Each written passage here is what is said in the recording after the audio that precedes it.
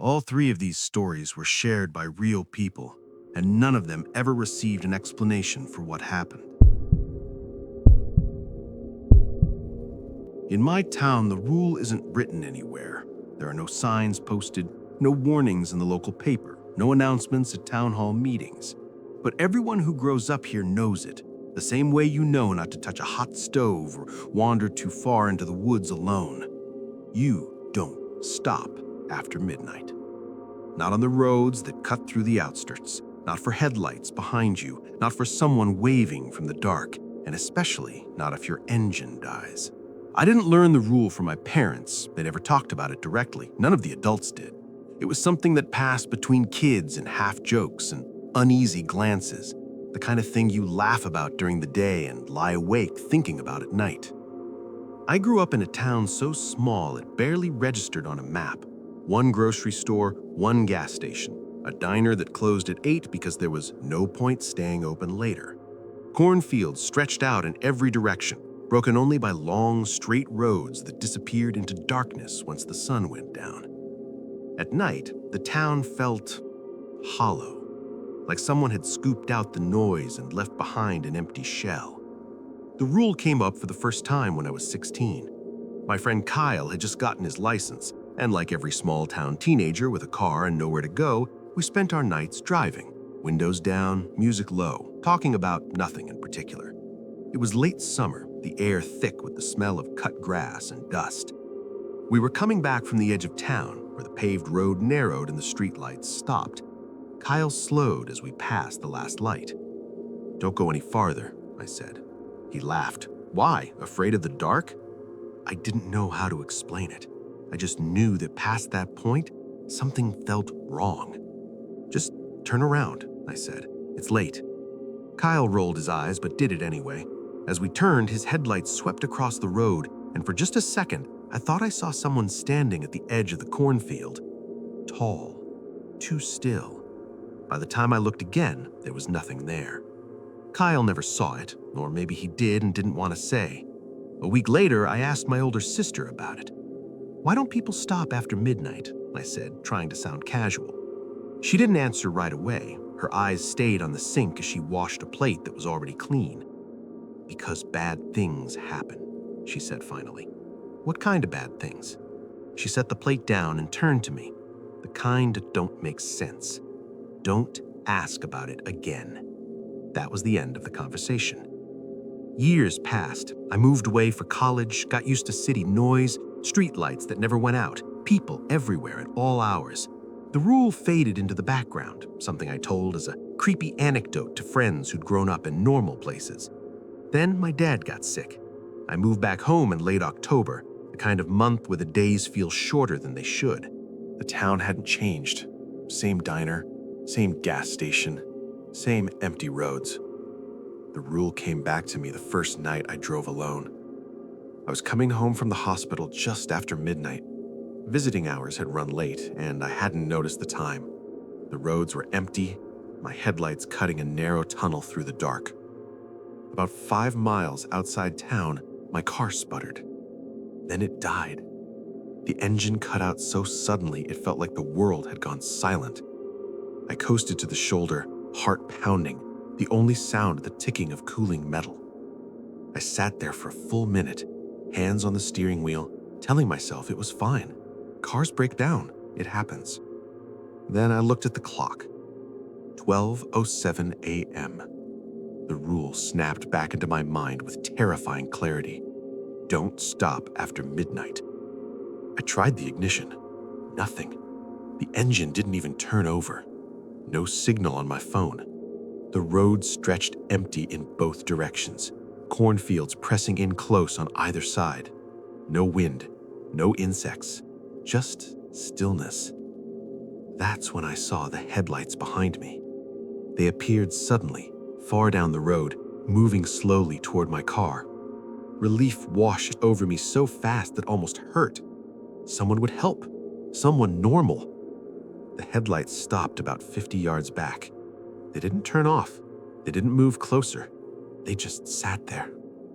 I watched in my rearview mirror, waiting for a door to open, for a figure to step out.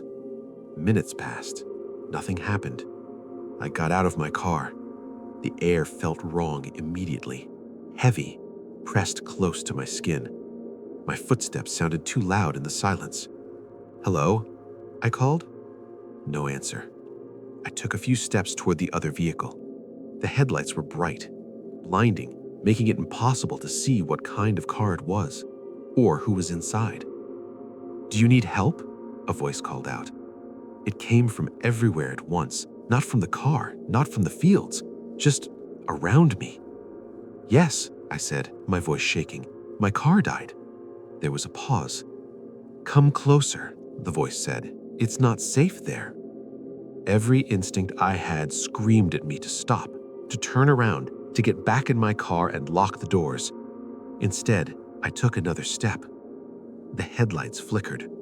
For just a moment, they dimmed enough for me to see the shape of the car, or what was left of it.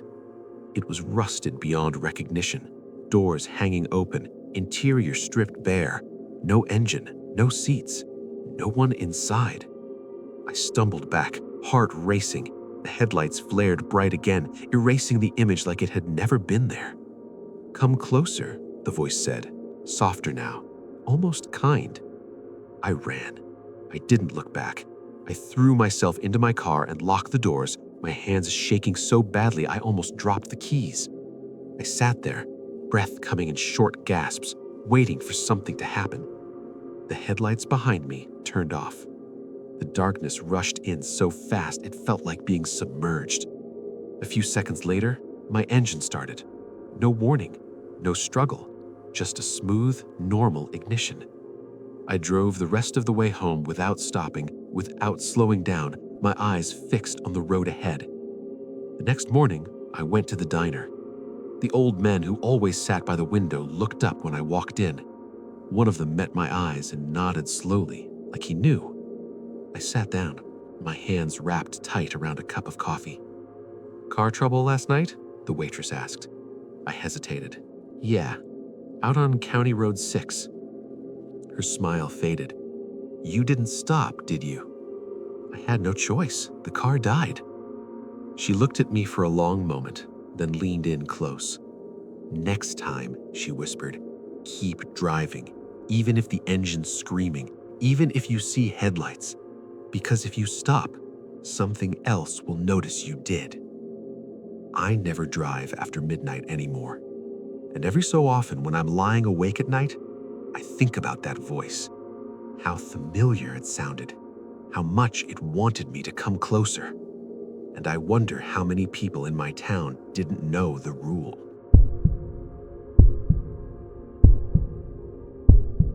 When I first moved to Briar Hollow, the thing everyone mentioned wasn't the schools, the weather, or the quiet streets.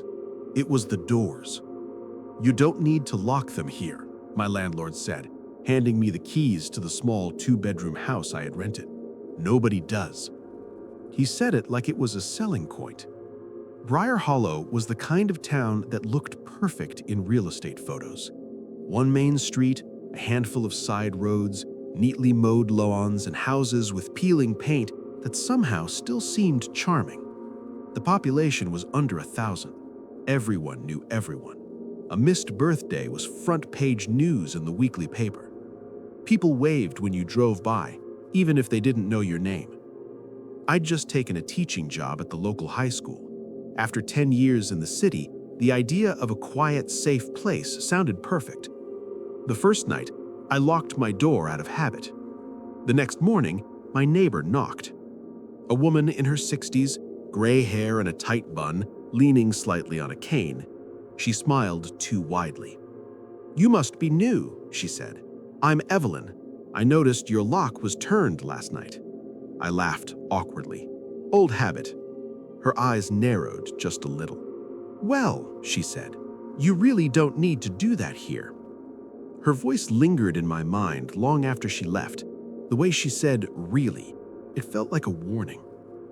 Over the next few weeks, I began to notice the town's habits. People left their doors unlocked. Cars sat in driveways with keys inside. Windows were open, curtains fluttering in the evening breeze. The school had no security guard. The local diner didn't even lock its front door. When I asked another teacher about it, she shrugged. "Nothing bad happens here," she said. "It never has." It should have been comforting. Instead, it made my stomach tighten. Something about the perfect, unquestioning trust in Briar Hollow felt rehearsed, almost too careful. The first real warning came one Tuesday night. I had stayed up grading papers long past midnight. Around 2 a.m., I woke to a sound, a faint creak from the hallway, then the soft scuff of footsteps. My heart leapt. The lights were off, the front door unlocked. I grabbed my phone and switched on the flashlight. Nothing. Empty hallway, quiet kitchen, every window dark. Then I noticed muddy footprints on the wooden floor. They started at the front door and ended just outside my bedroom. Bare feet, no shoes, no pattern, just wandering, as if someone had been pacing. I didn't mention it at first. When I showed the footprints to Evelyn, she barely glanced down. "Animals," she said. "Raccoons sometimes push doors open." "These were bare feet," I said. Her eyes didn't change. "You're probably just tired." That night, I locked my door again. Around 3:14 a.m., there was a knock. Slow, polite. 3 taps. I froze. "Hello?" a voice called, soft, almost kind. "Anyone home?" I didn't answer. The handle rattled once. The voice sighed. The next morning, the lock was turned back to unlocked. I started noticing more small things. At the diner, the staff were polite but careful, always watching. Conversations paused when new faces came in. Teachers and students whispered about who had lived here longest, which doors they left open, which rooms they avoided. At the grocery store, the cashier told me how important it was that everyone felt welcome. But the way she said it, it didn't feel about politeness. It felt like control. One night, curiosity got the better of me. I stayed awake, watching. Around 1 a.m., I saw a shadow moving outside my window. Not fast, not threatening, but deliberate. It slipped along the walls, paused at doors, and vanished when I blinked. The next night, I locked the door again. The knocking returned, and this time the voice spoke from just outside my door. "Why did you lock it?" It wasn't angry. It wasn't mocking. It was disappointed. I didn't know," I stammered. "You were told. You knew what to do." And then I heard it. Dozens of faint footsteps, shuffling, pacing, moving with a rhythm I couldn't recognize. Shapes, too many to count, pressed against the walls, waiting, watching. I ran. I locked myself in the bedroom, shaking. The next morning, everything was normal, quiet. The footprints were gone. The air smelled like nothing had happened. I asked Evelyn again, quietly, about the rules. "Most people never leave here," she said, pouring coffee. "They stay inside. They do as they're told. They keep the doors unlocked." "Safe from what?" I asked. She looked at me like I was slow. "Safe from them, from what watches us." I didn't sleep that night, or the night after. A week later, a new family moved into the house down the street. Young couple, 2 kids, bright porch light, doors locked. I watched from my window. Their first night, I could see shadows pressing close to their windows, footsteps outside, knocks on doors that didn't exist. By the third night, the lights on their porch flickered. The doors were unlocked. The family was gone by morning. No note, no explanation, no explanation. Only the empty house waiting for the next visitors. That's when I understood. People in Briar Hollow don't leave their doors unlocked because they trust each other. They leave them unlocked because something else is already inside the town. And if you disobey, it notices. I packed my things a week later. My landlord didn't argue, just nodded. Most people who leave don't last long outside, anywhere else. As I drove away, I saw every porch with its light on, every door open, every window staring. I didn't look back, but I can still see it, still hear the faint footsteps that never truly leave, echoing in the quiet streets. Because in Briar Hollow, if you close the door, you are noticed, and if you're noticed, they will come.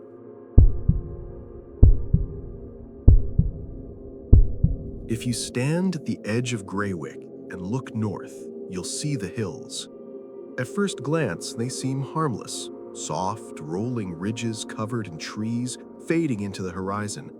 But the longer you stare, the more they change. They sharpen, jagged like the teeth of something waiting. And if the wind is right, you can almost hear the faint hum of something, a vibration in the air that makes your skin crawl. Nobody in Greywick goes up there, not hunters, not hikers, not teenagers looking for trouble. My parents never took me near the hills, and every adult I knew seemed to avoid mentioning them entirely. Of course, at first, I thought it was just superstition. Kids in small towns grow up hearing warnings about places you're not supposed to go: abandoned barns, flooded quarries, train tracks after dark.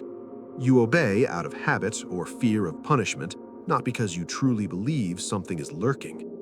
But the hills weren't like that. They were different. I first noticed it when I was 9. I was walking home from a friend's house just before sunset, kicking at loose stones on the side of the dirt road. The town was quiet, the kind of quiet you only get when a place is small enough that everyone knows everyone and the last school bus had gone hours ago. And then I felt it, a pressure on my shoulders, like someone was staring straight through me. I froze, squinting toward the hills. At the highest ridge, something shifted. Not moved, not running, just shifted, as if adjusting its weight. I blinked, and it was gone. I told my parents. My dad listened quietly, hands wrapped around his coffee mug. Then he set it down and said softly, "Sometimes the light plays tricks. Best not to look too hard." That became the pattern.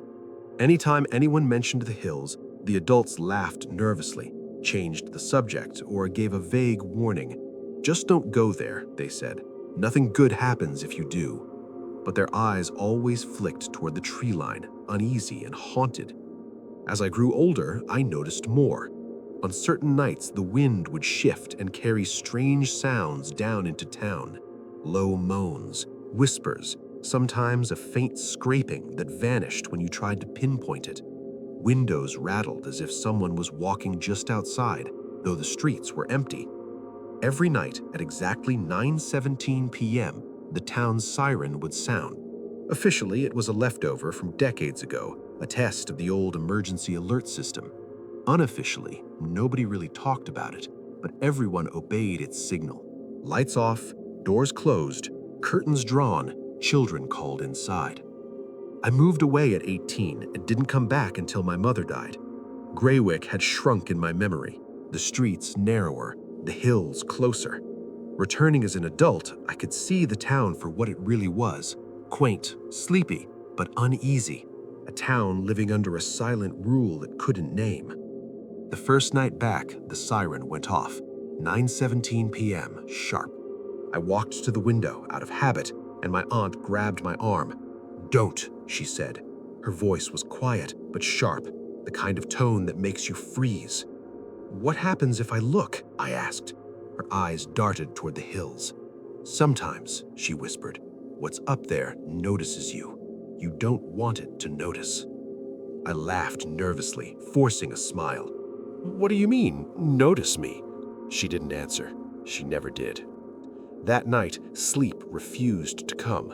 Around midnight, I heard a sound, a low, deep sound like breathing or wind moving through a cavern too large to comprehend.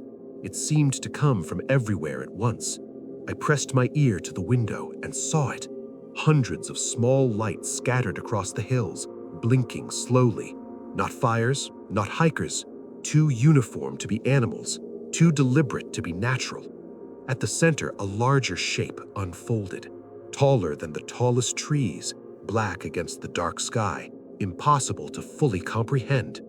It leaned forward, shifting slowly, observing.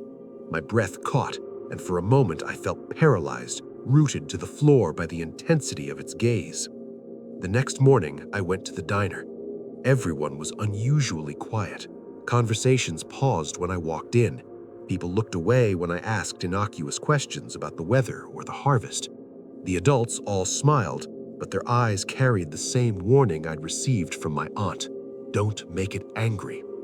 It was then I began to notice the patterns, the siren, the lights, the way the town collectively obeyed unspoken rules. The siren wasn't to warn us of danger, it was a signal, a message, an acknowledgement. If the siren didn't sound, the thing in the hills noticed.